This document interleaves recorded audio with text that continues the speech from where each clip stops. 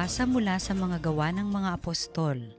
Nang sumapit ang araw ng Pentecostes, nagkatipon silang lahat sa isang lugar at biglang narinig ang isang ugong mula sa langit. Animoy hagunot ng malakas na hangin at napuno nito ang bahay na kinaroroonan nila.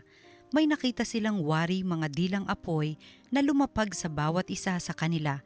At silang lahat ay napuspos ng Espiritu Santo at nagsalita ng iba't ibang wika, ayon sa ipinagkaloob sa kanila ng Espiritu.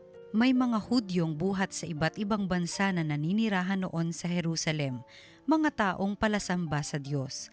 Nang marinig ang ugong na ito, nagdatingan ang maraming tao.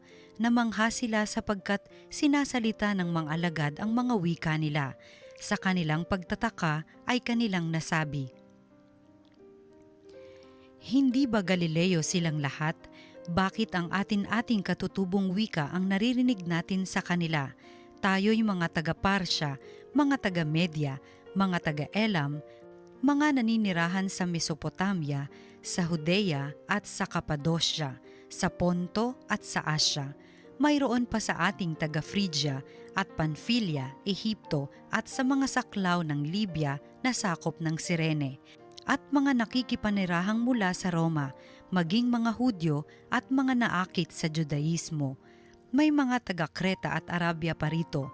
Paano sila nakapagsasalita sa atin-ating wika tungkol sa mga kahangahangang gawa ng Diyos?" Ang salita ng Diyos. Espiritu mo'y suguin, poon tanayong baguhin. Pinupuri ka, Poong Diyos, nitong aking kaluluwa. O Panginoong Diyos, kay dakila mong talaga. Sa daigdig, ikaw poon, kay rami ng iyong likha. Sa dami ng nilikha mo'y nalaganapan ang lupa. Espiritu mo'y suguin, poon tanayong baguhin. Natatakot mga matay kung kitlin mo ang hininga. Mauuwi sa alabok pagkat doon mula sila. Taglay mo ang espiritu upang buhay ay ibalik. Bagong buhay ay dulot mo sa nilikha sa daigdig. Espiritu mo'y suguin, poon tanayong baguhin.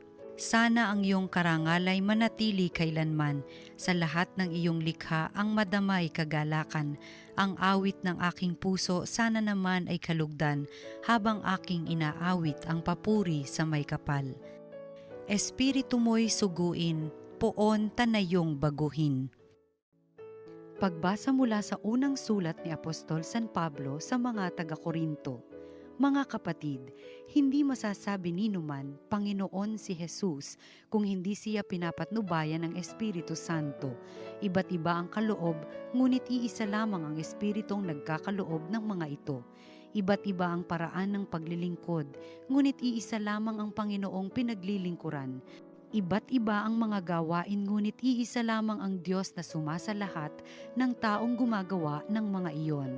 Ang bawat isa'y binigyan ng kaloob na naghahayag na sumasa Kanya ang Espiritu para sa ikabubuti ng lahat. Sapagkat si Kristo'y tulad ng isang katawan na may maraming bahagi, bagamat binubuo ng iba't ibang bahagi, iisa pa ring katawan. Tayong lahat, maging Hudyo o Griego, alipin man o malaya, ay bininyagan sa iisang espiritu upang maging isang katawan. Tayong lahat ay pinainom sa isang espiritu. Ang salita ng Diyos. Salamat sa Diyos.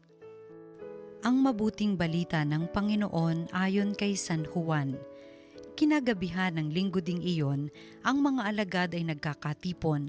Nakapinid ang mga pinto ng bahay na kanilang pinagtitipunan dahil sa takot nila sa mga Hudyo. Dumating si Jesus at tumayo sa gitna nila.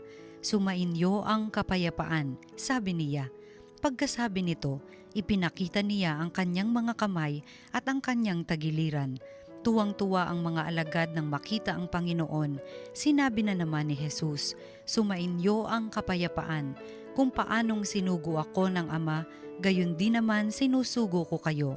Pagkatapos, sila'y hiningahan niya at sinabi, "Tanggapin ninyo ang Espiritu Santo. Ang patawarin ninyo sa kanilang mga kasalanan ay pinatawad na nga. Ang hindi ninyo patawarin ay hindi nga pinatawad." Ang mabuting balita ng Panginoon. Pinupuri ka namin, Panginoong Hesukristo.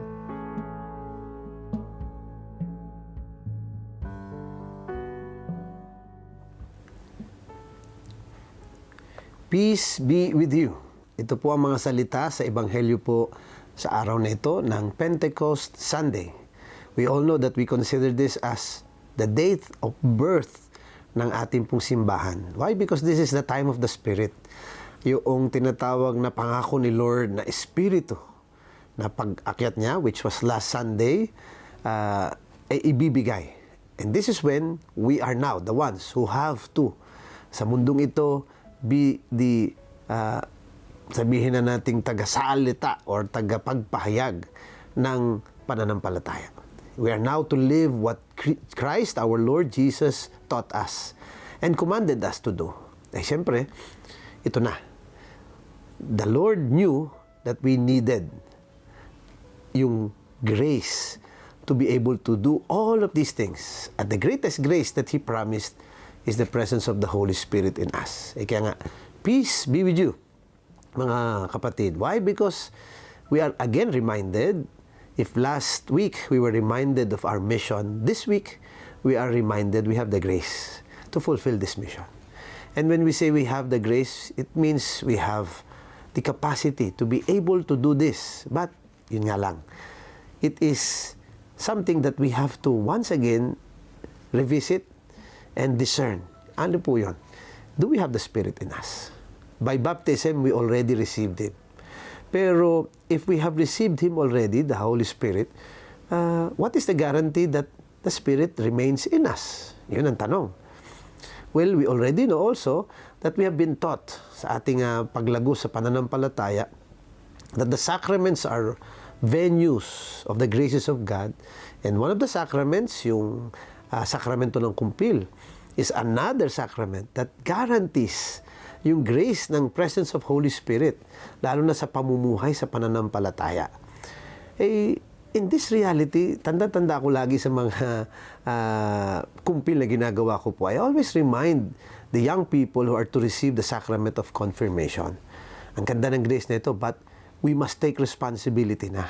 And in fact, this is a sacrament that somehow recognizes that certain situation na sa buhay ng isang mananampalataya na supposedly we have already the capacity to respond, the capacity to commit, the capacity to do things.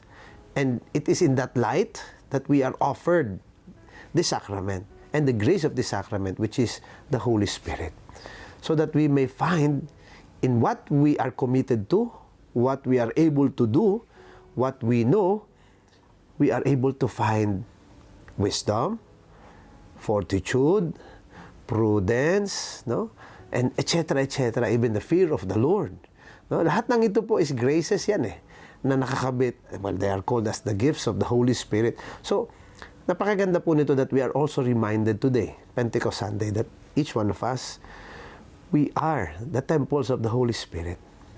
In so many ways, nandyan Now, the question would always have to be have we already opened ourselves fully to the Holy Spirit?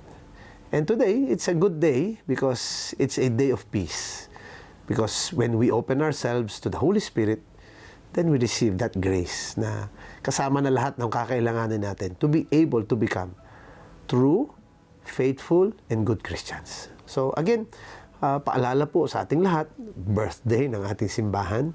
Hopefully, we all find in ourselves the reality and the reminder that we are temples of the Spirit of God. And because we are temples of the Spirit of God, we are able to do the mission that our Lord entrusted to us. As long as we open ourselves to Him, we commit ourselves to Him, and we decide to do what He has asked us to do.